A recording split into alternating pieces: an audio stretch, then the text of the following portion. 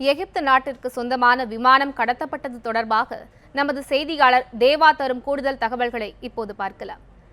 தேவா வணக்கம். எகிப்து விமானம் கடத்தப்பட்டது தொடர்பான கூடுதல் தகவல்களை சொல்லுங்கள். அதாவது எகிப்து நாட்டினுடைய உள்நாட்டு விமான சேவையான எகிப்து ஏர் விமானம் இன்று காலை சுமார் 55 பயணிகளுடன் அது அலெக்சாண்ட்ரியா நகரத்திலிருந்து கெய்ரோ நகரத்தை நோக்கி பயணித்துக் கொண்டிருந்தது.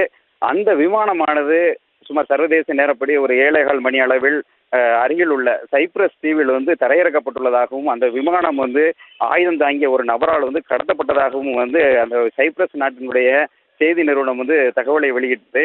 இதனைத் தொடர்ந்து மேற்கொண்டு என்னென்ன நடவடிக்கைகள் எடுக்க வேண்டும், அந்த விமானத்தில் எத்தனை பயணிகள் பயணித்தார்கள் என்பது குறித்த முழு விசாரணை முடுக்கிவிடப்பட்டுள்ளது. அதாவது இந்த விமானத்தில் முன்னதாக 80 பயணிகள் விமான ஊழியர்களுடன் 80 பயணிகள் பயணித்ததாக தகவல் வெளியானது. ஆனால் தற்பொழுது அந்த விமானத்தில் 55 பயணிகள் மட்டுமே பயணித்துள்ளதாக தகவல்கள் வெளியாகிறது. குறிப்பாக ஐரோப்பிய நாடுகளில் சமீப காலமாக விமான நிலையங்கள் விமானங்கள் தாக்குதல் நடத்து அதிகரித்து வருகிறது. குறிப்பாக எகிப்தை பொறுத்தளவிலே கடந்த சில ஆண்டுகளாகவே அங்கு தீவிரவாத பிரச்சனை, அதாவது 2013ஆம் ஆண்டு முதல் அங்க தீவிரவாத தாக்குதல்கள் அதிக அளவில் நடைபெற்று வருகிறது. குறிப்பாக வெளிநாட்டு முதலீடு, உள்நாட்டு நிலவரங்கள், பொருளாதார நிலவரங்களின் காரணமாக தீவிரவாத தாக்குதலுக்கு உள்ளாக்கப்படக்கூடிய நாடாகவே எகிப்து இருக்கிறது. அதுவும் எகிப்துக்கு அருகிலேயே, அதாவது இப்பொழுது இந்த விமானம் கடத்தப்பட்டு சைப்ரஸ் தீவிலே வைக்கப்பட்டுள்ளது. அந்த சைப்ரஸ் தீவை சுற்றியும் சிரியா, லெபனான், இஸ்ரேல் போன்ற நாடுகள் இருக்கிறது. அதுவும் குறிப்பாக சிரியாவில் கடந்த சில ஆண்டுகளாகவே ஏற்கனவே இந்த பிரச்சனைகள் நடைபெற்று வருகிறது.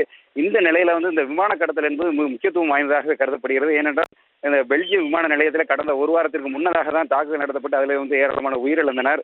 அதே போன்று கடந்த அக்டோபர் மாதம் ருசிய விமானம் ஒன்று கடத்தப்பட்டதாகவும் அது சுட்டு வீழ்த்தப்பட்டதாகவும் தகவல்கள் வெளியாகியுள்ளது.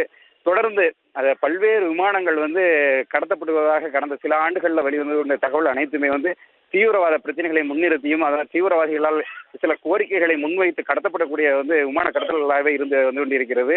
இந்த நிலையில இந்த விமான கடத்தல், அதுவும் இந்த ஐரோப்பிய பிராந்தியத்தில் கடத்தப்பட்டுள்ள இந்த விமான கடத்தல் என்பது மிக மிக முக்கியத்துவம் வாய்ந்ததாகவே கருதப்படுகிறது.